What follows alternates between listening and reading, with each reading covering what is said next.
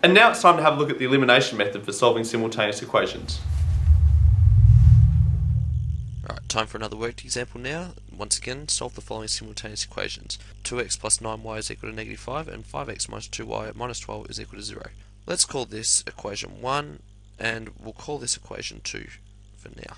Alright, before we do anything, let's have a look through once again and see if we can use the substitution method or the elimination method. Remember, to use the substitution method, we have to have either x or y on its own. Let's have a look. There's a coefficient out the front of this x, coefficient out the front of the y, nothing here. Coefficient out the front of the x, coefficient out the front of the y, minus 12. Therefore, there's no pronumerals that are on their own, so it means we must use the elimination method. Next thing that we need to do when we use the elimination method is ensure that everything lines up, so that the x's line up, the y's line up, and the constants line up. Now currently you can see that that's not actually the case, so let's rearrange equation 2 to make sure that that happens. Okay, so I'll first of all rewrite equation 1, so we have 2x plus 9y equals negative 5. That there is equation 1, and equation 2 we'll rewrite, but we'll move the 12 over here to the other side of the equal sign by adding 12. So you'll get 5x minus 2y is equal to, when we add the 12 to both sides, cancels out and it gets us 12. And this is now equation 2. Right, the next thing that we need to do is we need to ensure that one of the pronumerals will cancel out when we add or subtract one equation from the other. So at the moment we've got 2x's, 9y's, and 5x's, and negative 2y's. As you can see, the coefficients here are not the same. We need to do something to one of these equations to make them the same. Okay, so let's choose a pronumeral to get rid of. In this case, I'm going to choose x. So what I'm going to do is I'm going to multiply equation 1 by 5, and I'm going to multiply equation 2 by 2. So the whole lot by 5 means that 2x times 5 is 10x. 9y times 5 is 45y. Is equal to negative 5 times 5 is negative 25. Alright, so multiply everything in equation 2 by 2 is going to get us 5x times 2 is 10x. Negative 2y times 2 is negative 4y. Is equal to 12 times 2 is 24. Okay, and what we'll do now is we'll call this equation 3 and equation 4. Now I want to get rid of one of these x's, so I've got 10x here and 10x here. What should I do then? Well, if I subtract equation 4 from equation 3, these x's will cancel out, leaving me with just y's. So let's go through and do that. So equation 3 minus equation 4 will be equal to 10x minus 10x is just 0, so you've got nothing left there. 45 minus negative 4. Well, what I recommend you do is you just write up somewhere on another piece of paper or whatever to make sure that we don't stuff up. 45 minus negative 4. We know that this here will be a plus, so 45 plus 4 is going to be 49y is equal to negative 25 minus 24. So once again, rewrite this somewhere else. Negative 25 minus 24. Well, negative 25 minus 24 gets us negative 49. So 49y equals negative 49. When we divide both sides by 49 here, what we end up getting is y is equal to negative 1. Great, I've now got my y value. What I can now find is my x value.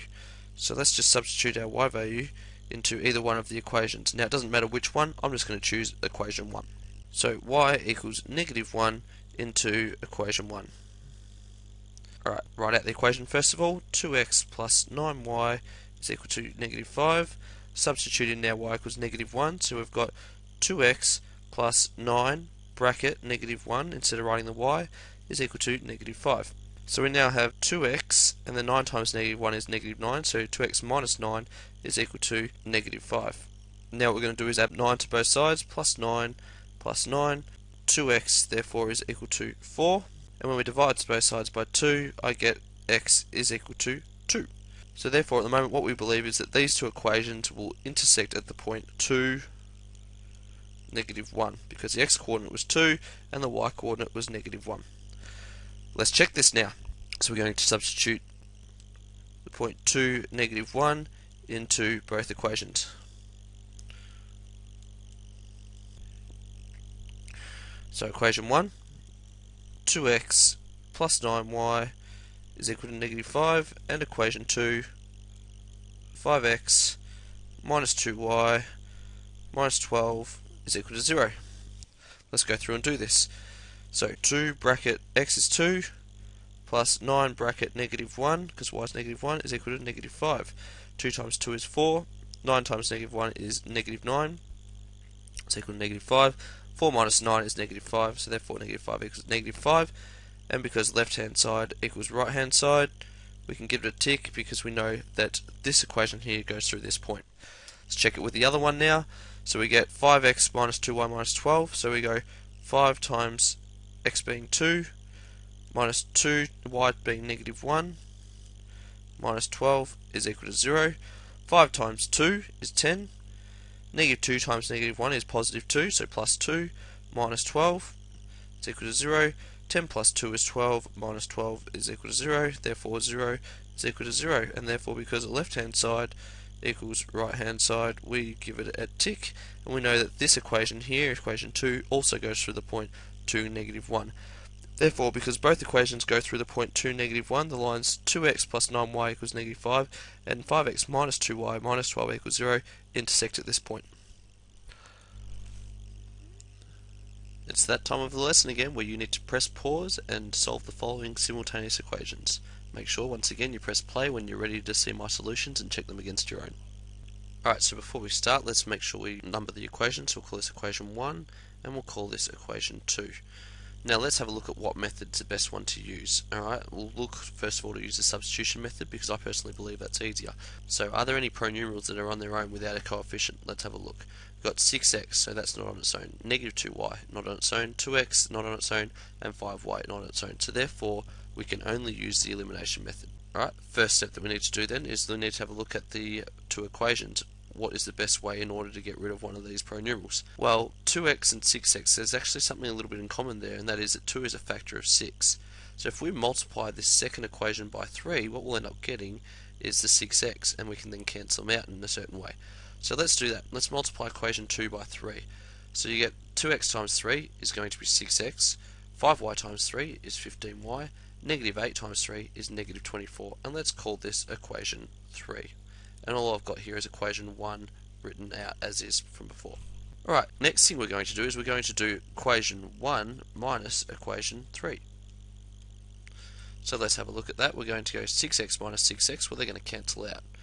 Alright, we've then got negative 2y minus 15y. Okay, if you want you can write that elsewhere just so you don't stuff up. So negative 2 minus 15. Alright, well negative 2 minus 15 is of course going to be negative 17. 10 minus negative 24, so let's write that out. 10 minus negative 24, and of course these two bad boys here become a plus, so it's 10 plus 24 gets us positive 34. So you end up getting negative 17y is equal to positive 34. When we then go through and divide both sides by negative 17, what you end up getting is this cancelling out, leaving us with y is equal to negative 2. I now know my y coordinate, that is y is equal to negative 2. I need to substitute that into equation 1 or 2 in order to find my x coordinate. I've just chosen equation 1 because that was the first one there. So let's go through and do that. We've got y is equal to negative 2, so you've got 6x minus 2y equals 10. Substituting y equals negative 2 here. 6x minus 2 times negative 2, well negative 2 times negative 2 is 4. So you've got 6x plus 4 is equal to 10. First step to do now is to minus the 4 from both sides. That will cancel out and that will get us an answer of 6. Now we're going to divide both sides by 6. That of course will cancel out the 6's, leaving us with x is equal to 6 divided by 6 is 1. So that means that these two lines should intersect at the point x equals 1 and y is equal to negative 2, because that's what we found here, x equals 1 and y equals negative 2. Right, but we don't know that for sure until we check our solutions to see if we're correct. So what we're going to do is we're going to substitute that point in here, 1, negative 2, into both equations 1 and 2. Right, so I've written out equation 1 here and equation 2 here. As you can see here, instead of writing my x, I've written my x coordinate, which was 1, and my y coordinate, which is negative 2. My x coordinate 1, y coordinate negative 2. So what I've got here now is 6 times 1 is 6, negative 2 times negative 2 is 4. And of course 6 plus 4 is equal to 10, and because left hand side equals right hand side, we know that this line goes through this point here. Let's try it with equation 2. 2x plus 5y is equal to negative 8.